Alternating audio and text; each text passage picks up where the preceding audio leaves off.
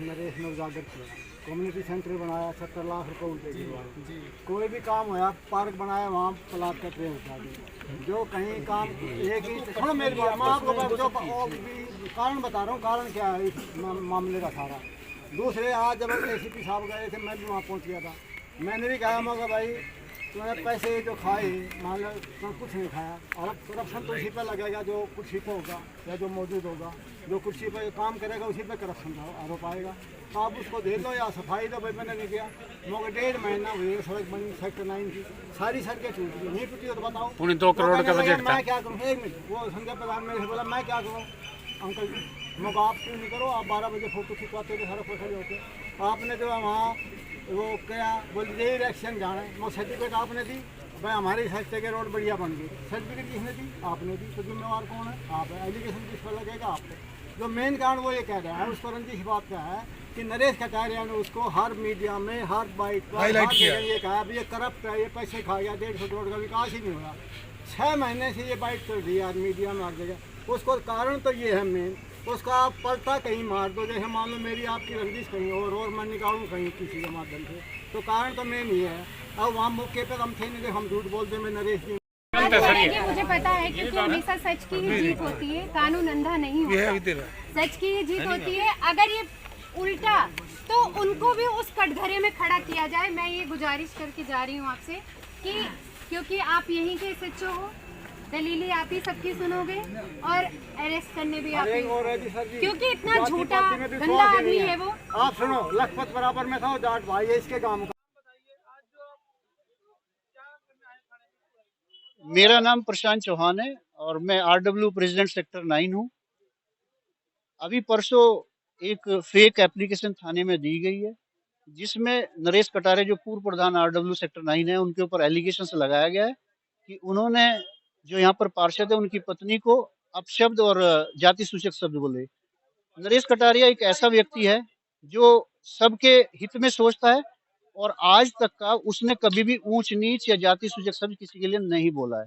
वो गरीबों की मदद भी करता है और ये जो आज केस दर्ज किया गया है ये एक राजनीतिक स्टंट है। ये इसलिए किया गया क्योंकि नरेश कटारिया की एक अच्छी गुडविल है और पिछले इलेक्शन 2017 में जो है तो नरेश कटारिया ने संजय प्रधान को जिताया था अपनी बहुमूल्य कीमती बहुत वोट देकर। आज वो वोट संजय प्रधान को फिसलता हुआ नजर आ रहा है और उसकी वजह से वो इरिटेट हो रहा है। आज अपनी पत्नी को आगे करके वो एलिगेशंस लगाया गया है कि भाई इसको कहीं में किसी केस में फंसा दिया जाए ताकि ये इलेक्शन ना लड़े। ये सारी पूरी कहानी है। ये यहाँ हम थाने सेक्टर 9 के थाने के सामने खड़े हुए, यहाँ पर हम लोग केवल SHO साहब को निवेदन करने के लिए जो भी कॉलोनी से सेक्टर से हमारे जितने भी गणमान्य व्यक्ति और बच्चे सब लोग इकट्ठा हो गए थे वो एक दिल से आए थे, बोले कि यहाँ पर जो भी आप इन्वेस्टिगेट करें वो बिल्कुल फेयरली करें, उसमें कहीं भी कोताही ना बरते बिल्कुल भी, ताकि सबके सामने एक सच्चाई आ सके।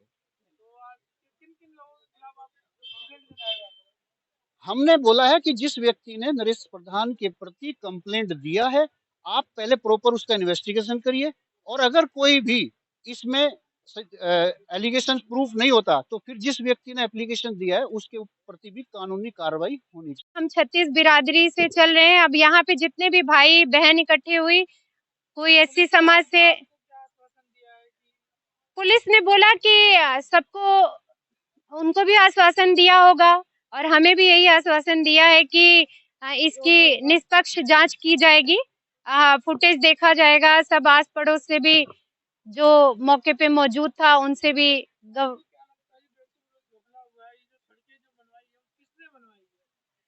सड़कें किसने बनवाई है? अरे 150 करोड़ का घपला। आप देखिए, आप कुछ दिन बाद ये सारी रोडें डैमेज होने वाली हैं। आज ही क्यों बनी? 5 साल से 7 साल से क्यों नहीं बन रही थी? आज अचानक क्यों बनी? मैं आपको बताती हूँ, सेक्टर 9 में एक दिन एंट्री की, मैंने फोटो खींच के भेजा प्रधान जी को कि आपने रोड का निर्माण कराया है, मेरी गाड़ी बार बार शोरूम के दरवाजे जाती है, आप क्यों नहीं बनवा रहे हो रोड? बार बार हम कहाँ से लाएं? आप तो पूरे गुड़गांव को माला माल हो गए हो, आप अपना घर भरने में लग रहे हो, हम जनता का भी थोड़ा भला करो। हमारी गाड़ियां, हम गरीब आदमी हैं, बार बार हम नहीं बनवा सकते अपनी गाड़ियों को। तो उन्होंने कहा कहाँ का? मैंने फोटो खींच के भेज। मैं सोनिया रावत सेक्टर 9A में ही रहती हूँ।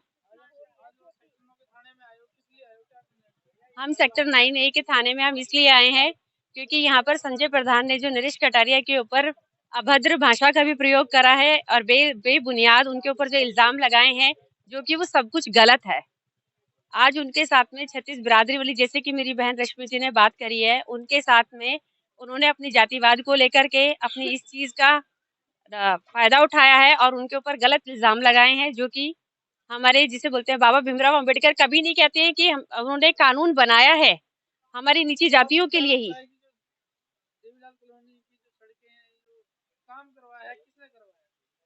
भाई देखिए, अब इलेक्शन बिल्कुल 2 महीने की बात बाकी ही बचे हैं।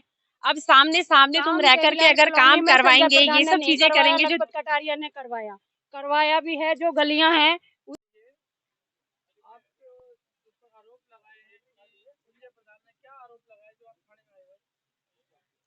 देखिए, संजय प्रधान जी का टेन्योर तो परसों पूरा हो गया, परसों तक वो हमारे प्रधान थे। अब वो एक इंसान है, एक इंसानियत के नाते मैं चाहती हूँ कि ऐसे झूठे सच्चे आरोप न लगाएं किसी के ऊपर कि वो बाद में प्रधान का पी भी ना यूज कर पाए। अगर वो सच साबित हो गया कि वो झूठे निकल गए, सच साबित होने की क्या जरूरत। हम लोगों को सेटिस्फेक्शन इसलिए भी है कि हम जानते हैं कि नरेश भाई साहब कैसे हैं। वो सच्चे, ईमानदार और सबके दुख सुख में काम आने वाले व्यक्ति हैं। और ये जो झूठे सच्चे आरोप लगाए गए, अपनी बीवी का प्रयोग किया गया, अपने बच्चों का प्रयोग किया गया, एक पॉलिटिकल स्टंट जो खेला गया है, बहुत गलत है। मैं चाहूंगी कि इस तरह की स्टंट ना खेलें, क्योंकि उनके साथ अगर बहुत सारे लोग होंगे तो हमारे साथ भी 36 बिरादरी के लोग हैं, नरेश भाई साहब के साथ हैं, हम लोग भी उनके साथ हैं। आए खुल के बात करें। सारे स्टंट झूठे स्टंट होते हैं ना, वो धराशायी हो जाते हैं। सब बेबुनियाद बात करा रही थी, जिसमें कि संजय प्रधान को पता था कि एक महिला का सांस्कृतिक प्रोग्राम है, उनको बढ़ चढ़ के हमारा सहयोग करना चाहिए था। हम महिलाओं से उन्होंने क्या नफरत निकाली कि जिस ग्राउंड के अंदर गरबा कम से कम 400-500 औरतें वहां पर गरबा खेलती हैं, और उन्होंने उसी गरबा ग्राउंड के अंदर मोटर का गंदा पानी निकाल के गटर का और सारे ग्राउंड के अंदर फैलवा दिया। हमने उस चीज की वीडियो भी बनाई कि ये गलत है, उनको हमारा साथ देना चाहिए। तो ये किस तरीके का हमारा प्रधान है, किस तरीके का प्रधान है कि वो औरतों के आगे आकर के भिड़ जाता है और वो इस तरीके से हमारे सांस्कृतिक प्रोग्राम के अंदर लांछन पैदा करता है, उस चीज को रुकावटों में बदलता है। क्यों आज हम सारी बहनें यहाँ पर ही क्यों खड़ी हैं? क्योंकि यहाँ सिर्फ एक पार्षद और एक इलेक्शन की बात हो रही है। सिर्फ इसीलिए ये सारा इतनी सारी चीजें आ रही हैं, इतनी सारी सामने आ गया।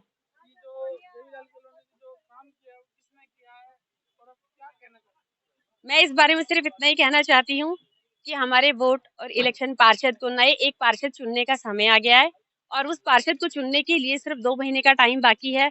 उन 2 महीनों के अंदर जो सारी चीजें दिखाई दे रही है, वो आज से पहले तो हमें कभी नहीं दिखाई दी।